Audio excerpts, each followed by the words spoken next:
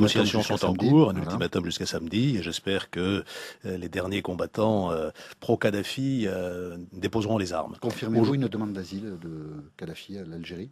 Non, je n'ai pas de confirmation. L'Algérie a eu dans toute cette affaire une attitude ambiguë, c'est le moins qu'on puisse dire. Je suis allé moi-même en parler au président Bouteflika, qui m'avait assuré que l'Algérie ne donnait à la Libye qu'une aide humanitaire. J'espère que cela se vérifiera. On parle de livraison d'armes de l'Algérie aux partisans du colonel Kadhafi. Les autorités algériennes l'ont démenti.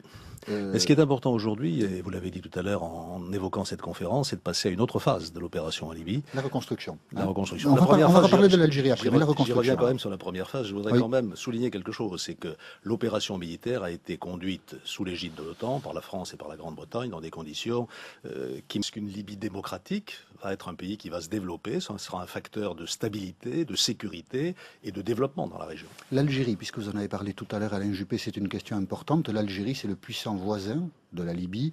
Et pour l'instant, le gouvernement algérien refuse de reconnaître le Conseil national de transition. Ceci vous inquiète-t-il?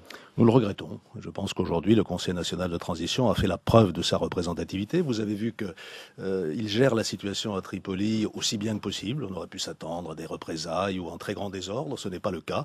Donc je crois qu'il faut faire confiance à ces hommes et à ces femmes qui sont en train de s'organiser et leur demander maintenant de tenir leurs engagements, c'est-à-dire un gouvernement intérimaire, une constitution, des élections. Nous ne sommes pas allés en Libye pour que la Libye retombe dans un régime qui ne respecterait pas les droits fondamentaux des Libyens. Le gouvernement algérien dit que Al-Qaïda, des militants islamistes radicaux, profitent du désordre aujourd'hui en Libye et peuvent, c'est pour cela qu'ils ne veulent pas reconnaître le Conseil national de transition, exporter cette forme de violence. Écoutez, ce que nous aimerions, c'est que l'Algérie s'engage à fond avec nous d'ailleurs, avec la Mauritanie, avec le Mali, avec le Niger, pour lutter contre Al-Qaïda au Maghreb.